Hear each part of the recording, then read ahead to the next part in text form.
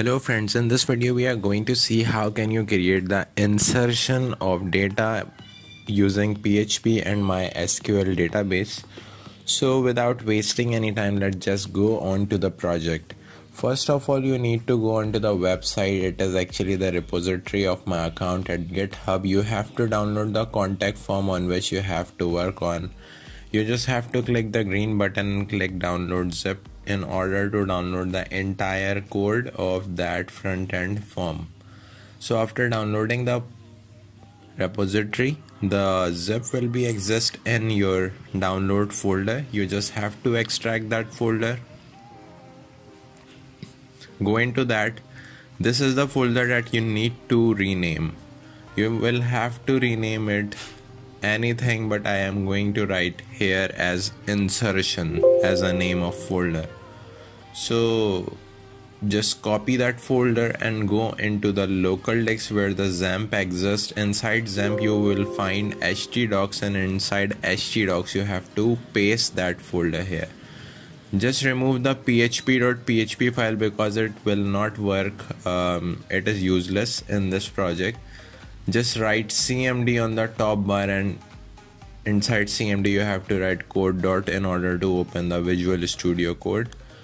So if the Visual Studio Code open, you just have to create a single PHP file.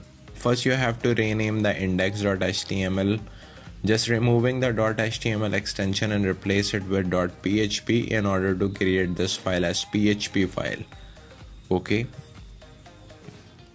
so this elephant will show after renaming the extension. It shows it's now become a PHP file. You have to create a single file with the name of config.php in which you have to write the configuration code. If you want to create this project connected with MySQL database, so you have to put the PHP script and write here the define functions where you have to write the database name, password, username, these kind of functions, right? So first of all you have to check how the website will look like. If you go onto localhost and write phpMyAdmin, so first you have to create the database. So for that purpose you have to click new and you have to write the database name. I am going to name it with contact form, and the table name is just contact. So it is asking me about the column that will exist in the table. I am going to write here the first name, that is actually name. Let me check how many fields there in my form. So there are 3 fields: name, email and message. So first is name. I am going to write it with the column name as name.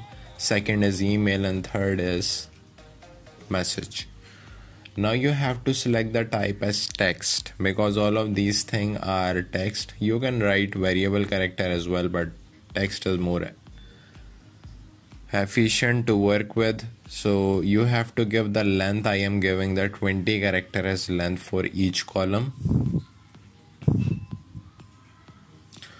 So the table is now ready, and we have to put the data inside that through the front end of HTML and CSS form. Now you have to go onto the project again and create the configurations with MySQL database that we have just created right now. So inside the config.php you have to write the define function, and inside that define function you have to first give the first parameter, that is DB server. So as you all know that the website is now running on localhost, so you have to write localhost right here as a DB server. Inside that configuration you have to paste the define function for 3 times more. The second should be the database username, the database password and database name. So the second one should be DB username.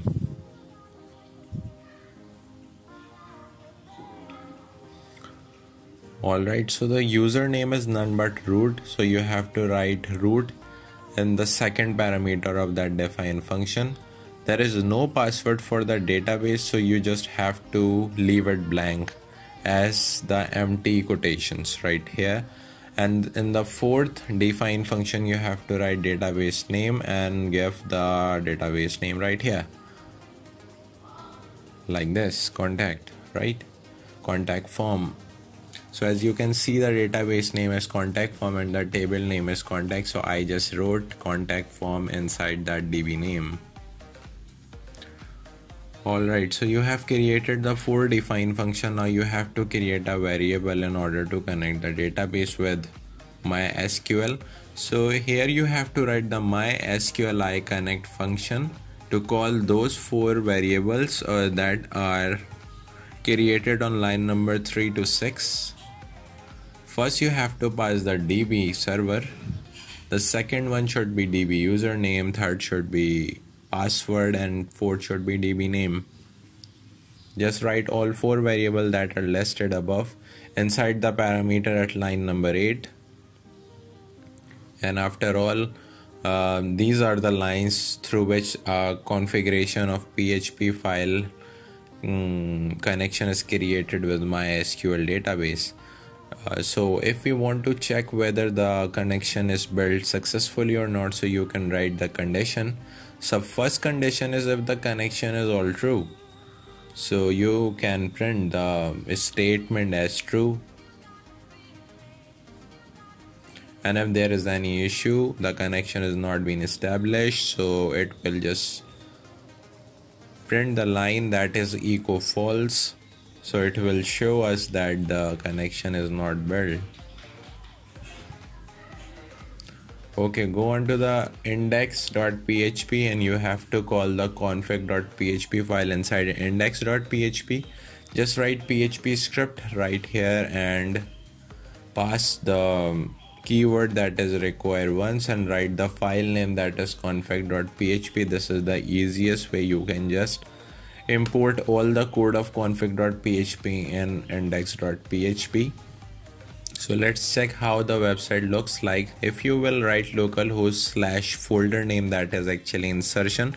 So this front end form will be appear on the screen. So these are the 3 text fields, that is actually name, email and message.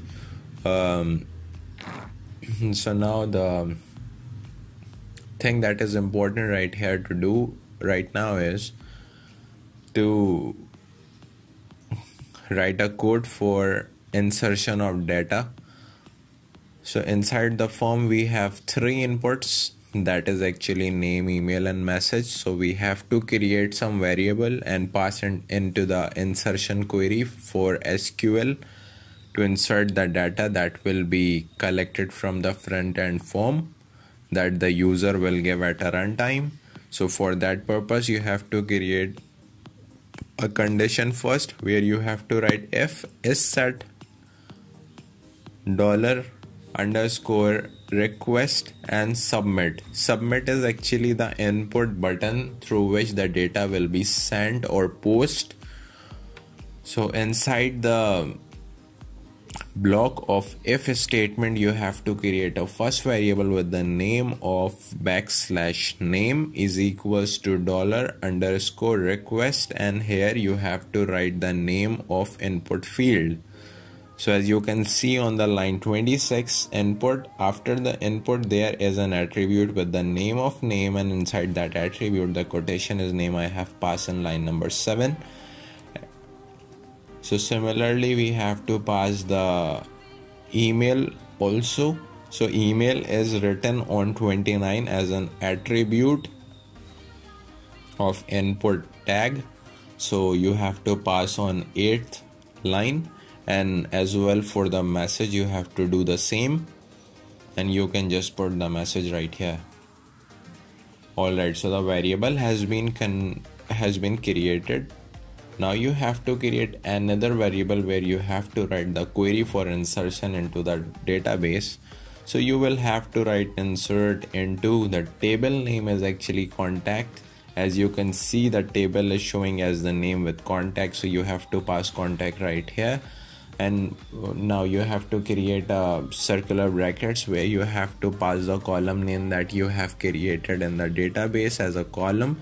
So you have to pass the column names right here in a first bracket.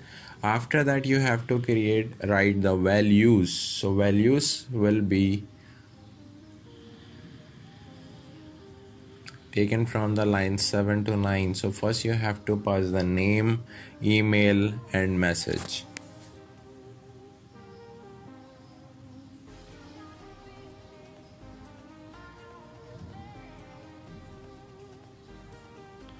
Alright, so the query has been created. Now what we have to do is to create a variable and pass the insert variable into it. Just use the MYSQL query. Let me just remove the connect first. Here we have to write MYSQL query, and inside the parameter you have to pass the connection variable that you have created in config.php, and after that in the second parameter you have to pass the insert variable, the query variable name. Alright, so let's check whether this if block will work or not. We just have to write else for checking whether the data has been inserted successfully or not. So we can just write the echo statement here as no data inserted. Just save the file,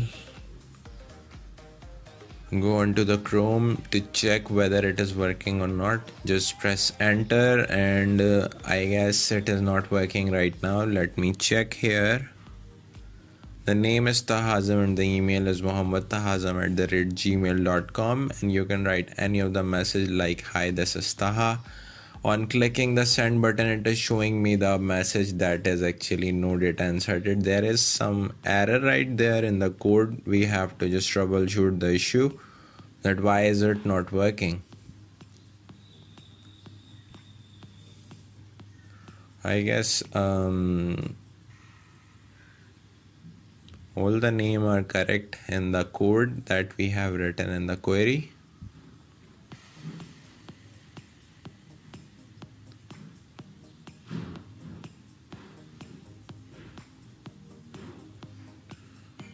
Let's check what is the actual issue.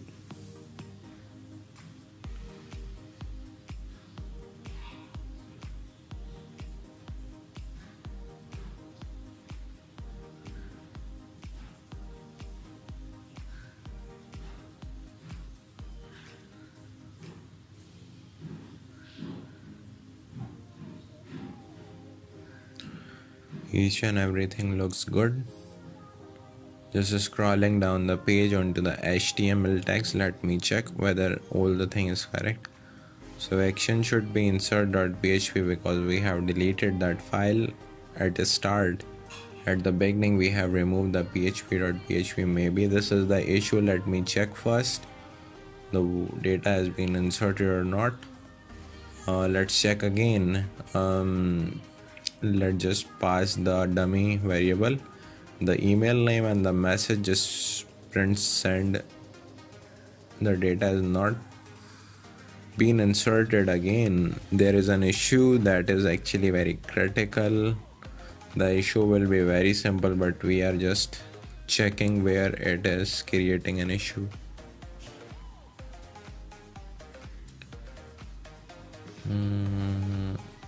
All the things are going fine. The query looks good. We have passed the variable, that is actually correct. Inside the S set there is a request to submit. It is already mentioned there.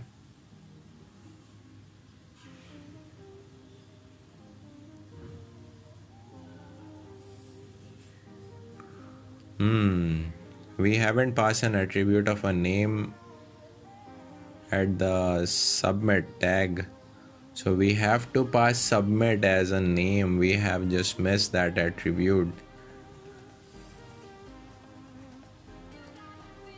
So inside this input we have to create an attribute with the name of name and write here as submit. and when I just write submit and save the file and just run it again, it will work. Just go onto the form and just press enter.